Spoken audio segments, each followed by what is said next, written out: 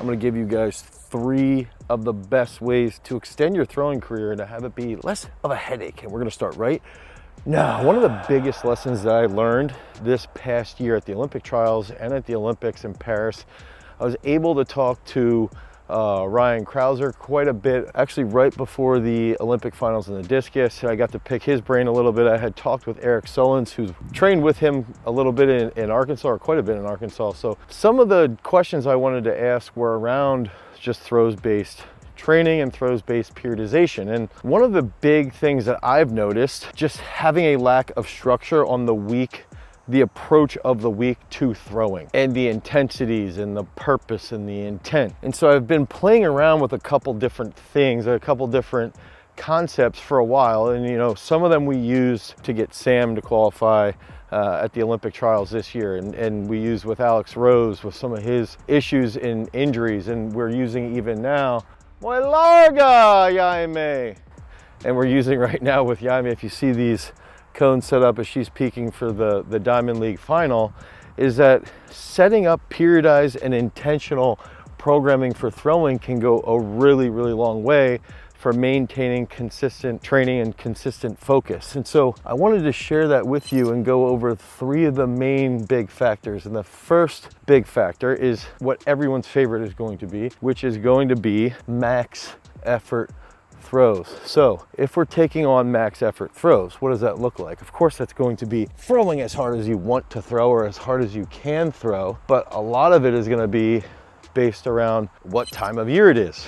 What implements are you throwing? Are you trying to improve your standing throw or a non-reverse or a various weight? And so if we took an example of, let's say, Taman Johnson, who just recently threw 21-18, we were using max effort throws for him on Sundays and Fridays. And we knew that if he would throw the 18 as hard as possible and get that to a specific distance, we knew that he would be in very good shape to go out and throw an absolute bomb and actually PR, which is what ended up happening. And so the cool part around this is you establish, depending on the time of year, 1 to 2 key days of the week for those max effort throws. Okay, and even on those as you're starting to peak, and in Jaime's case, so today she's doing our second form of throws, but for other times of the week, you know, we might go in and say like, okay, she's trying to peak for the Diamond League final. She only gets 6 throws, and that's where we're going to measure these 6 throws to be as deep as possible. So you can really start to play around with the different types of maximum effort throws and really periodize them throughout the week, throughout the year, to be as effective as possible. Okay, and that's actually something that we do when we lay out our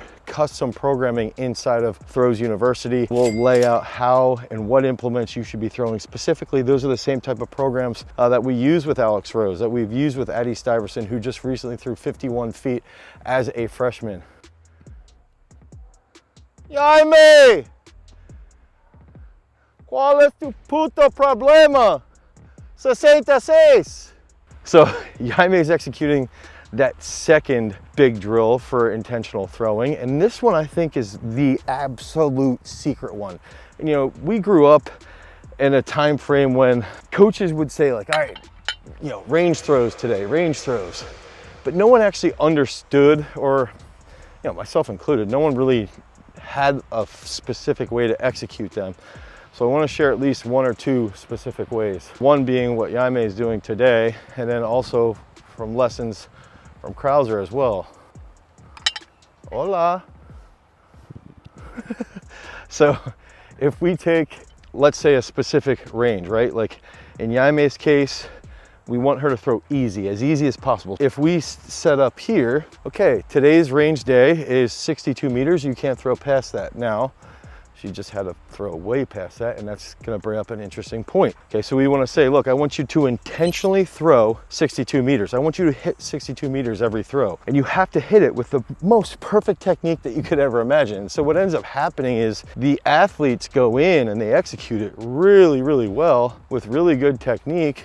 And then all of a sudden, it almost makes it easier and easier and easier to throw that specified distance because of how dialed in they are with their movement patterns. And we used this past year at our Throws University Throws Camp. We had a test day where we did ranges, and based off of everybody's PR, we took everybody's PR, and then we said, okay, if your PR's here, your PR's here, your PR's here, here's the ranges that you get. You get 15 throws within that range, and if you hit those 15 throws, then we'll let you have, 3 or 4 harder throws. And the cool part with this is that when you have high school athletes, you can do something like this, and even collegiate, post-collegiate, because we're all meatheads. We're all throwers that are just meatheads. The really, really neat part is that you can then say, okay, here's the ranges, we're gonna throw X distance 20 times today. And then when you actually go compete, you can actually say to your throwers, look, let's do range warm-ups. I want your range warm-ups here. So now they're taking those easy warm-ups, easy warm-ups, easy warm-ups. Okay, now turn it on.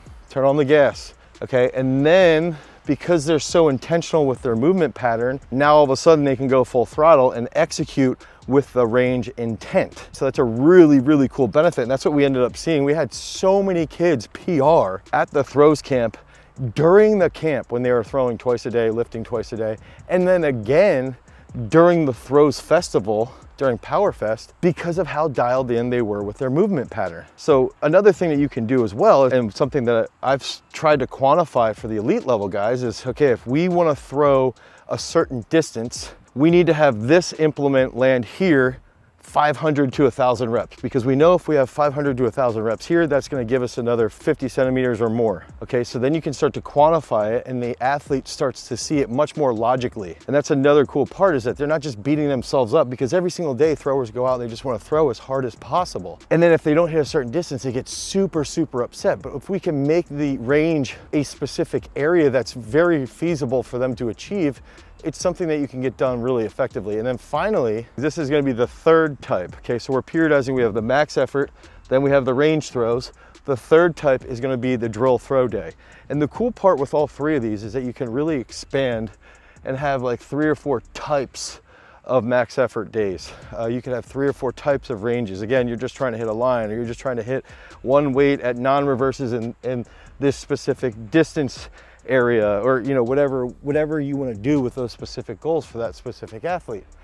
For the drill throw, you can do this on a day, maybe it's like the day after a hard squat workout or a hard lift, and you're really fatigued, you're really tired, and you're like, okay, I want to get in the circle and I want to do 3 or 4 drills on a specific problem, then take a throw. And let's say you do 5 or 6 rounds of that. Then you do it to the next position. All right, now I'm going to progress this sequence here, 3 to 4 on this sequence, and then I'm going to back off. So I'm just trying to, I may just was a little open on that throw. So it makes it really easy to execute that well with the drill, throw, drill, throw, drill, throw, drill, drill, drill, throw, drill, drill, drill, throw.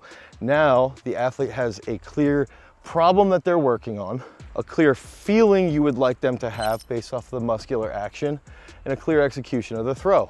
And the distance doesn't matter. So now we're making throwing much more about technique, much more about intent, and they still are getting those maximal effort throws. So that's like another big aspect here, is that you can start to make it an easier way to periodize your program and to have those big results that end up leading to bigger success. So I think it's one of the best ways that you can go about doing your training. I think you can play around with different aspects or different types of frequency. I think you should be aware of what that frequency is in comparison with your lifting as well. And then once you establish that, you try to piece together the best puzzle for these athletes to PR and ultimately make it to the Olympics, or become an NCAA American, become a state champion, or just make it to states, whatever that might be. So if you guys need help with your programming, head over to peakstrength.app, the Google Play Store, the Apple iOS Store. You can download Peak Strength. You'll get throws specific lifting.